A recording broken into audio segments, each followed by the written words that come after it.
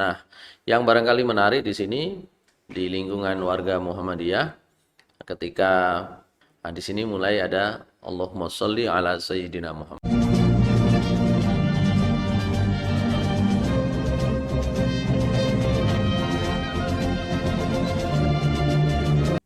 Kita lanjutkan.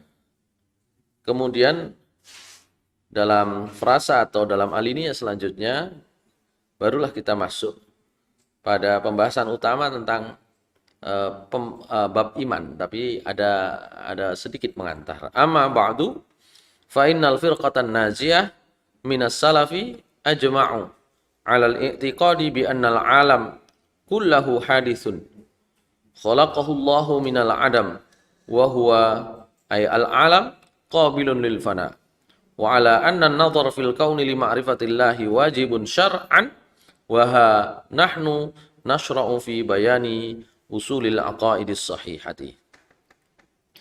Baik, setelah itu kemudian sesungguhnya firqah an-najiyah, yaitu kelompok yang selamat, kelompok yang dijamin keselamatannya, minas salaf, dari kalangan umat terdahulu, ajma'u, sepakat, alal i'tiqad, untuk meyakini bi annal alam kullahu hadithun, bahwa alam semesta itu semuanya, alam semesta termasuk manusia, termasuk bumi, termasuk langit, termasuk matahari dan seluruh isi alam semesta itu kullahu hadithun, semua adalah baru. Tidak ada yang qadim. Khalaqahullahu minal adam. Semua itu diciptakan oleh Allah minal adam, dari ketidakadaan. Ya. Pemirsa sekalian, ini penting kita sampaikan dalam pembahasan masalah akidah, masalah keyakinan pada periode-periode klasik. Itu perdebatan seputar apakah alam ini baru atau alam itu qadim, alam itu baru atau alam itu sebenarnya sudah ada sebelum diciptakan oleh Allah. Dalam bahasa lain itu ada teori, memang ada ada ungkapan creatio ex nihilo. Ya. Jadi ada penciptaan yang dilakukan oleh Allah Subhanahu wa taala, itu adalah penciptaan ya dari ketidakadaan. Dari tidak ada diadakan oleh Allah Subhanahu wa taala. Tapi ada juga yang berpendapat bahwa itu nggak mungkin. Ya, penciptaan dari ketidakadaan itu tidak mungkin. Maka ada juga sebagian yang mengikuti ajaran agama Islam pada masa-masa klasik itu meyakini bahwa alam semesta ini termasuk manusia diciptakan dari materi absolut istilahnya. Ya. Nah, HPT ini memilih keyakinan yang dapat dipertanggungjawabkan secara rasional dan sudah disepakati oleh mayoritas ulama salaf bahwa Allah Subhanahu wa taala menciptakan segala sesuatunya dari tidak ada menjadi ada. Itulah pendapat kelompok terbesar firqah an-najiyah, firqah yang dijamin keselamatannya oleh Allah Subhanahu wa taala ya dari kalangan para salaf.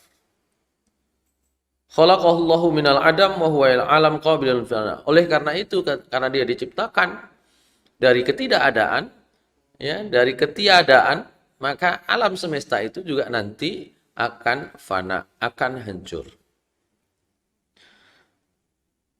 Oleh karena mengenal Allah itu diwajibkan oleh syariat, maka kita penting untuk mempelajari bagaimana akidah-akidah Islam yang benar itu.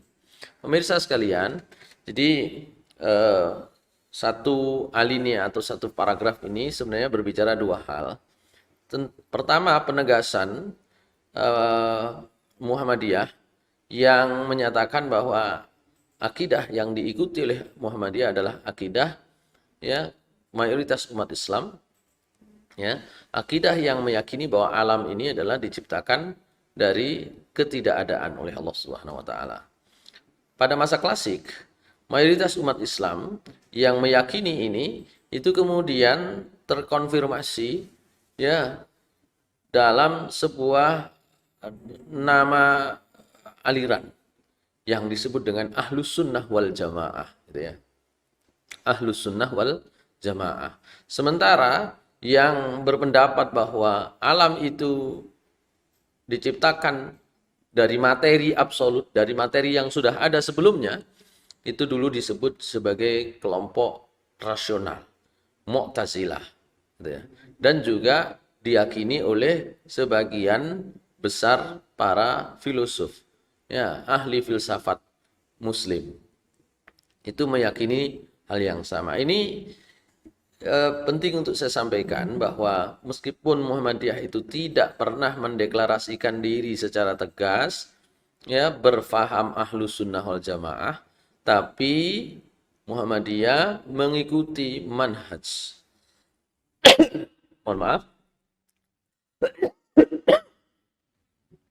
Mengikuti manhaj, mengikuti apa yang juga sudah dilakukan dan diyakini oleh ulama-ulama salaf, ulama-ulama klasik dari kalangan sahabat, tabi'in maupun tabi'ut tabi'in.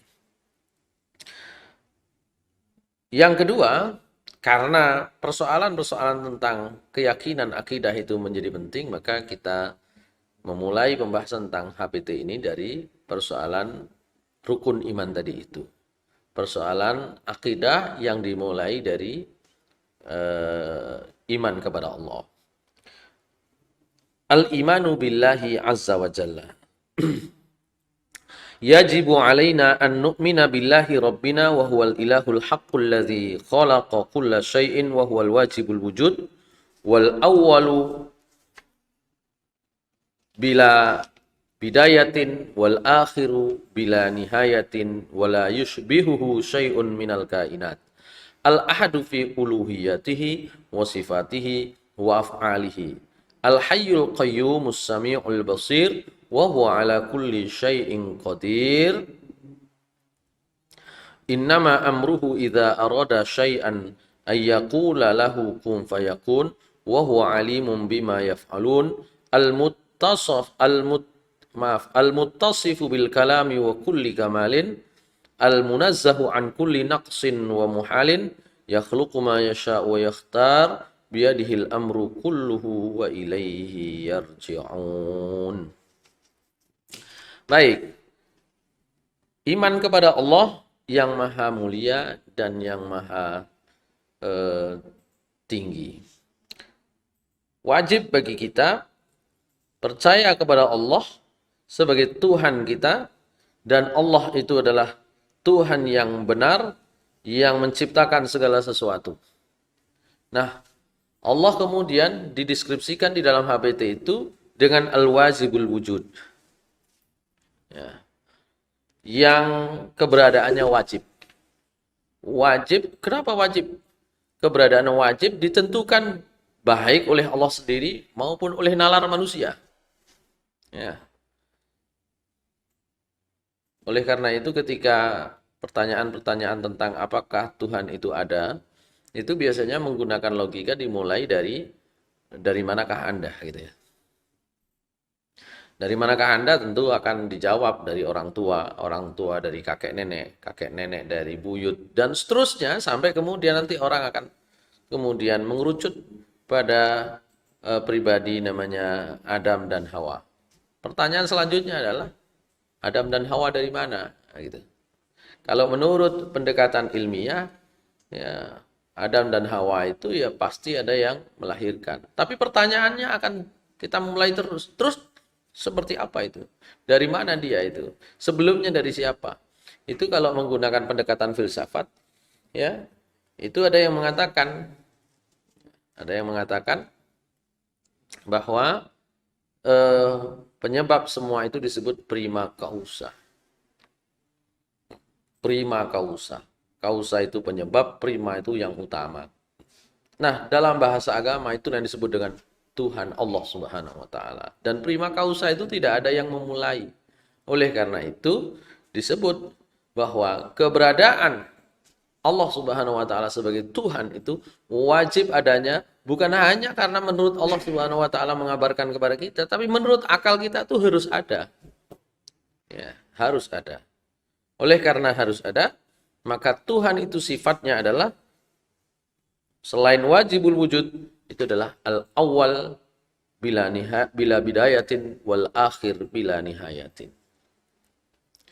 Jadi pertama tanpa ada yang mendahului, dan terakhir tanpa ada yang lebih akhir daripada Allah Subhanahu wa taala. Semua ini didasarkan pada ayat-ayat Al-Qur'an, wal awwal wal akhir wal zahir wal batinu. Ya. Jadi Allah tuh yang pertama, yang paling akhir, ya, yang paling tampak dan paling batin. Pemirsa sekalian, kalau kita melihat bagaimana susunan daripada sifat-sifat Allah yang dicantumkan di dalam HPT ini, kita sebenarnya boleh dibilang tadi saya sebut satu manhaj dengan teman-teman yang barangkali tidak di dalam Muhammadiyah, di luar Muhammadiyah, sehingga kadang-kadang kita dengar syair atau dalam bahasa Jawanya pujian-pujian yang di situ didendangkan atau disenandungkan sifat-sifat wajib Allah. Wujud, qidam, baqa, mukhalafatul lil hawadisi, qiyamuhu binafsihi, dan seterusnya. Ini sebenarnya sama diutarakan di dalam HPT ini, ya, tentu saja dengan sajian menu kalimat yang khas dibuat oleh himpunan putusan tarjih. Tapi secara umum memang itulah sifat-sifat Allah Subhanahu wa taala sebagaimana Allah sudah menyebutkannya sendiri di dalam Al-Qur'an.